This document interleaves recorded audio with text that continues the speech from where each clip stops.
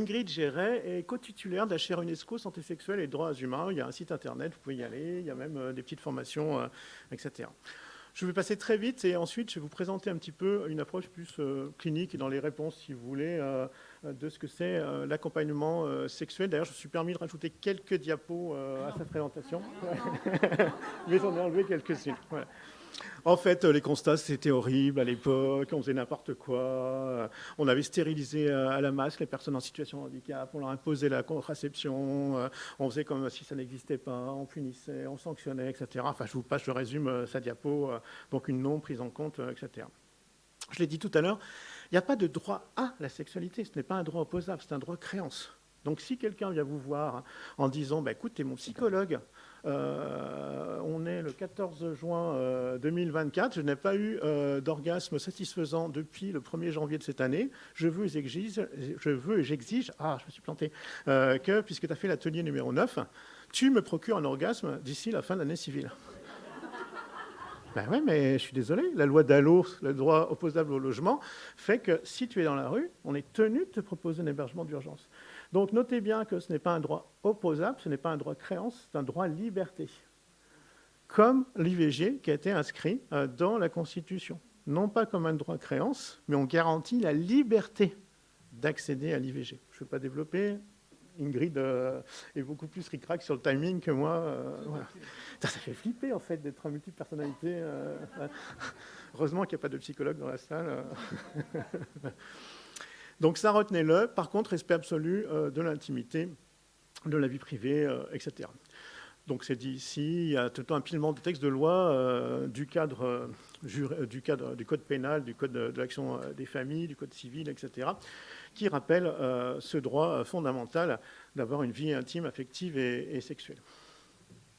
Alors, Ingrid a fait un petit historique sur d'où viennent les assistants sexuels. Et vous avez entendu que moi je dis accompagnante sexuelle. C'est un choix, en fait. C'est aussi le choix que porte l'association APAS, Association pour la promotion de l'accompagnement sexuel, dont je suis administrateur. Et j'anime aussi des formations d'accompagnants, accompagnantes sexuelles. Nous, on a choisi, contrairement au Danemark, à l'Allemagne, à la Suisse et d'autres, aux États-Unis, aux États-Unis, c'est différent, de dire accompagnant, accompagnante sexuelle, plutôt que, certains voulaient d'ailleurs, assistante de vie sexuelle. C'était moche quand même. Enfin, bon. Donc, en fait, ça existe depuis les années 60-70. Master et Johnson ont fait appel à des infirmières pour des sexothérapies, en fait, pour des patients qui n'avaient pas de partenaire habituel. En 1973, vous avez un ouvrage qui est sorti, qui s'appelle, traduit en français, des États-Unis, Moi, Valérie Scott, femme de remplacement, et c'est une infirmière qui racontait les 9 accompagnements sexuels qu'elle a fait pour le compte de Master et Johnson. On n'a rien inventé. Vous regardez le film The Stations, qui a fait une grande public aux États-Unis, vous allez voir l'histoire de ce poète américain, Scott O'Brien, qui n'avait jamais eu de rapport sexuel, qui doit faire une pige sur handicap et sexualité, et qui fait appel à des thérapeutes sexuels, associations qui existent encore aux États-Unis. En Allemagne, au Danemark, voilà. Et en France, elle a oublié un truc, c'est la Suisse, parce que la Suisse a été quand même le premier pays, pas très loin de nous quand même, à former des assistantes sexuelles, ils disent comme ça, en Suisse romande, dans les années 2008-2009. Et à l'époque, j'étais aussi membre du comité de l'association Sexualité Handicap Pluriel, qui a formé ces accompagnants, enfin assistantes sexuelles en Suisse. Voilà. Alors la France. Voici le diapo que j'ai rajouté, parce que je trouvais que c'était intéressant de dire pour qui est l'accompagnement sexuel. Après tout, mais comme je devance les questions, comme je savais que j'étais à la bourre, voilà. C'est pour des personnes qui n'ont pas accès, et là c'est important, effectivement, à la sexualité du fait de limitations physiques ou psychiques. Pour l'instant, c'est vrai qu'on va plus répondre aux limitations physiques. C'est sûr que si tu es tétraplégique, je l'ai mis, ce n'est pas une frustration sexuelle, c'est une privation. Pas de bras, pas de chocolat. Tu ne peux même pas te masturber toi-même, etc. Donc en France, contrairement à la Suisse, on est beaucoup plus timide pour tout ce qui est TND, TSA, TDI, etc. Et les personnes formées par l'APAS, Association pour la promotion de l'accompagnement sexuel, ont beaucoup plus de difficultés à intervenir auprès de ce type de public. C'est juste qu'ils ne le connaissent pas. Ce n'est pas de la psychophobie, c'est juste que c'est compliqué. Moi, je suis habitué, je vois que ça dans mon cabinet, des patients un peu bizarres, avec des grosses phobies sexuelles, ils ont des réactions très très bizarres, etc. Hein, ils peuvent s'emballer très vite quand ils sont stressés, etc. Quand tu ne connais pas, c'est vrai que ça fait flipper. Si en plus tu dois passer un petit moment au lit avec cette personne, bah ouais, il faut travailler un peu sur toi quand même. Voilà, quoi. Alors, quels sont les actes? Ça aussi, je l'ai rajouté, je ne disais pas, qu'est-ce qu'ils font? Bah, on peut se préparer un thé, mais non, ça peut être parler de sexualité. Voir une personne, et ben, Ingrid est très rapide, voir une personne toute nue, etc., faire du pot à pot, avoir un massage sensuel et sexuel. Et la majorité de notre public, en fait, eux, ce qu'ils cherchent, c'est pas d'avoir des pénétrations tout de suite, etc. Je peux vous garantir. Moi, j'ai une personne là que je suis, une personne TSA de 20 ans, sans DI, etc., beau comme un dieu, qui fait du mannequinat, etc. Son premier accompagnement, c'est un accompagnement sensuel. C'était de garder ses vêtements, de faire un hug et d'avoir un bisou dans le cou. Bah, je peux vous dire que pour lui, la marche était comme ça, quoi. Dans les groupes thérapeutiques que j'anime, pour certains, de faire un jeu de rôle où quelqu'un, une nana, s'assoit, une comédienne à côté d'eux, etc. Ça date de mercredi, mais j'ai cru qu'on allait les perdre, quoi, qu'ils allaient se liquéfier, qu'ils allaient me détruire le canapé, quoi, tellement ils ont transpiré, quoi. Ben oui, mais c'est ça, sortir de nos lunettes de valide, en fait, c'est arrêter de concevoir que c'est aussi facile pour eux que pour nous, quoi. C'est aussi difficile pour eux que pour nous. Ça peut être entraîné pour l'utilisation d'un sextoy, parce que souvent on achète des sextoys, mais personne n'explique et personne ne dit comment nettoyer.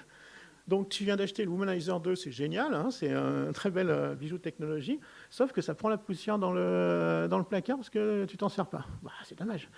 Être aidé pour se masturber, on aurait pu faire 20 minutes ou 40 ou 60 sur l'apprentissage de la masturbation pour les personnes avec autisme, mais en France ou en Espagne, etc.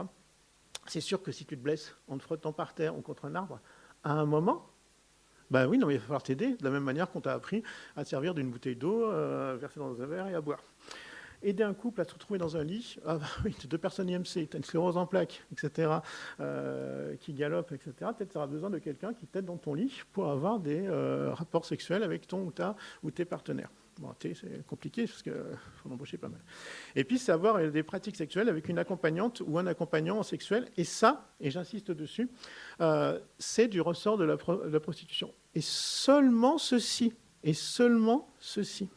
puisque la définition de la prostitution, elle est dans le PowerPoint d'Ingrid, mais peut-être moins imagée.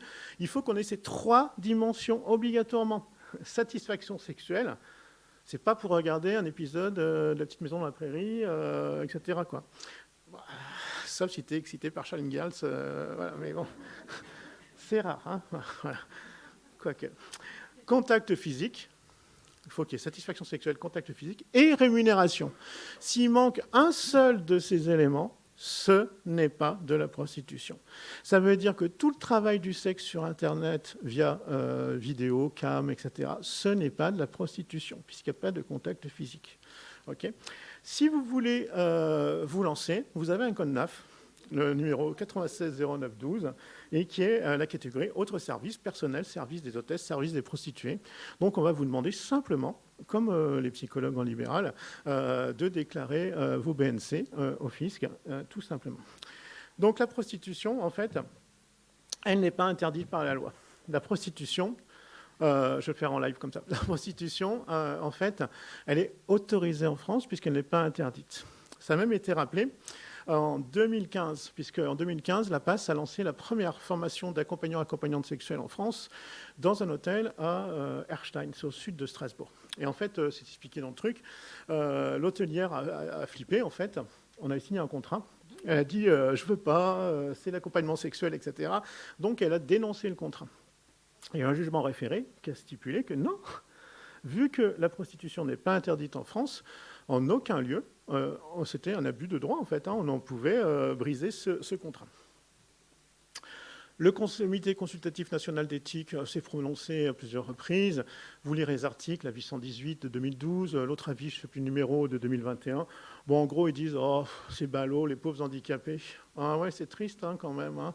Mais non, mais ils disent un autre truc juridique intelligent, ils disent « Ce sont des citoyens et citoyennes comme les autres, il n'y a pas de raison qu'on fasse une exception à la loi. » Puis ils disent OK pour aider à la masturbation, OK pour utiliser un sextoy, 2021, OK éventuellement pour aider un couple à se retrouver dans un lit. Ah non, pas OK pour l'accompagnement, l'assistance sexuelle active, comme ils disent, c'est-à-dire mettre ton corps sexuel en jeu dans la relation.